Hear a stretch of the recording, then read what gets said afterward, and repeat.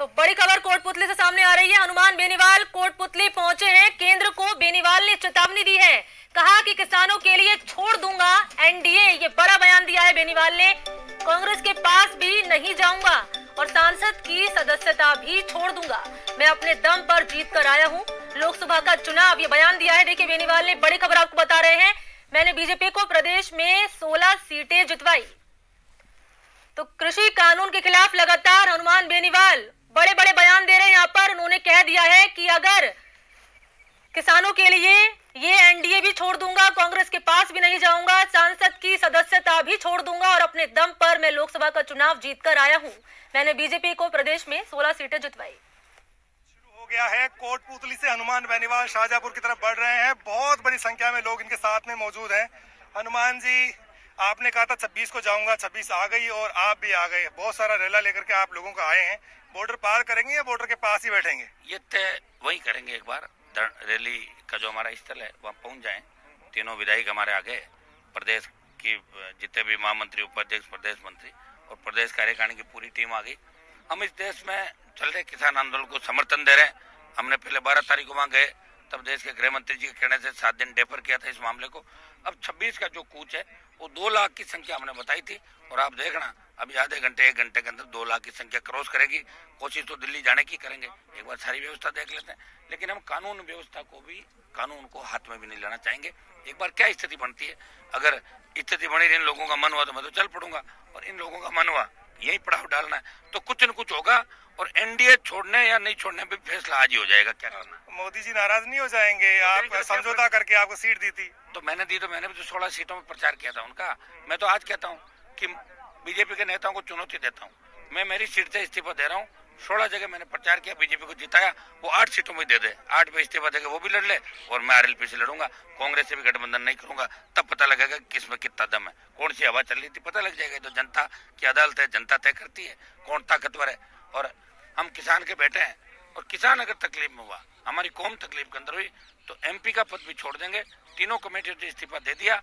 NDA भी शायद मेरे हिसाब से रवानगी जल्दी मेरी हो जाएगी, क्योंकि शिवसेना चली गई, अकाली चले गए और तीसरा नंबर राष्ट्रीय लोकतांत्रिक पार्टी का लग रहा है। आप तो मोदी जी की तारीफों में कसीदे पढ़ते थे, बहुत जल्दी मोह भंग हो गया आपका? मैं तो तारीफों के कसीदे पढ़ता था। धारा 370 जब हटाई और कई ऐसे कानून है, हो सकता है कि मैं मोदी जी के खिलाफ हो जाऊं, लेकिन कांग्रेस के साथ नहीं होंगे। ये भी सुन लो आप मेरी। कांग्रेस जिसने देश को 50-55 साल तक लूटा, उन बेरूपियों के साथ हनुमान बेनीवाल नहीं जाएगा, ये भी तय है। अगर हट भी गया तो अपनी अकेली ताकत बना के देश में नए नेताओं के साथ मिलके नया मोर्चा देश के अंदर बनेगा। तो नाराजगी किस बात को लेकर के? मोदी जी तारीफ कर रहे हैं कि बहुत अच्छे कानून बनाए हैं, किसानों का भला होगा, इनकम डबल हो जाएगी। वो तो मोदी जी तारीफ कर रहे, दिख रहा है ना आपको। विरोध किस बात का है? कह रहे थे ना राजस्थान में विरोध नहीं है, तो विरोध आपको दिख रहा है राजस्थान के अंदर। हाँ, हो सकता है कि पहले आपको लग रहा होगा विरोध जितना उन बॉर्डर पे, दूसरे बॉर्डर पे, पंजाब हरियाणा के बॉर्डर पे बैठे उतनी संख्या नहीं होगी, लेकिन आज सारे रिकॉर्ड राजस्थान का जवान किसान तोड़ेगा। और बिलों के विरोध के अंदर एक खड़े हैं। पंचायत चुनाव के अंदर 17-18 जिलों के अंदर मैं भी गया। पंचायत चुनाव में एक ही बात थी कि बिल वापस लिए जाए, एक ही आवाज आ रही थी, ये बिल किसान विरोधी है। अगर मोदी जी किसानों का भला करना चाहते हैं वास्तव में, तो संपूर्ण स्वामीनाथन आयोग की रिपोर्ट लागू करे, उससे किसान का अपना भला हो जाएगा। जो बाजार मूल्य से उपज 3 गुना 4 गुना भाव के अंदर बिकेगी और किसान माला माल हो जाएगा। ये इस सोच के साथ क्या हनुमान जी इसलिए भी नाराज हैं कि आपके समर्थक चाहते थे कि आप केंद्र में मंत्री बने, मोदी जी ने मंत्री नहीं बनाया, इसलिए एक दबाव है आपके ऊपर अपने समर्थकों का कि नहीं ऐसे एनडीए में रहने का फायदा क्या? जब आपको मंत्री साहब को पता कि कांग्रेस भी बना रही थी, बीजेपी 3 से 8, 13, 18, 19 5 बार मंत्री पदों को ठोकर मारी, 5 बार और मार दूंगा। मान सम्मान को, किसानों के मान सम्मान को ठेस नहीं लगने दूंगा।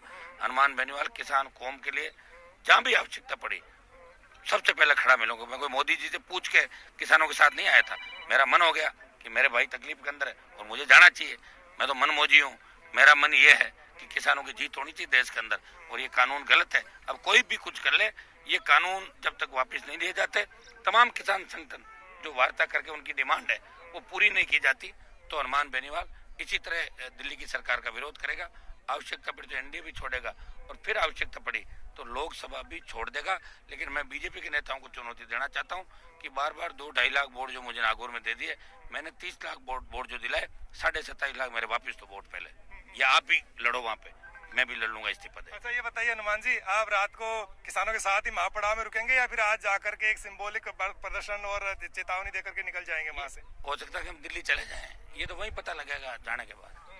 मतलब रणनीति बाद में बनाएंगे आज शाम के बाद? हमारी रणनीति तो सारी तैयारी रहती है, वहाँ सबको पूछ के बनाते हैं सबका मन क्या है, जो सबका मन वही हनुमान बेनीवाल का मन। ये तो हनुमान बेनीवाल जो अब शाहजहांपुर के लिए रवाना हो रहे हैं और यहाँ से अब कूच शुरू हो गया उनका।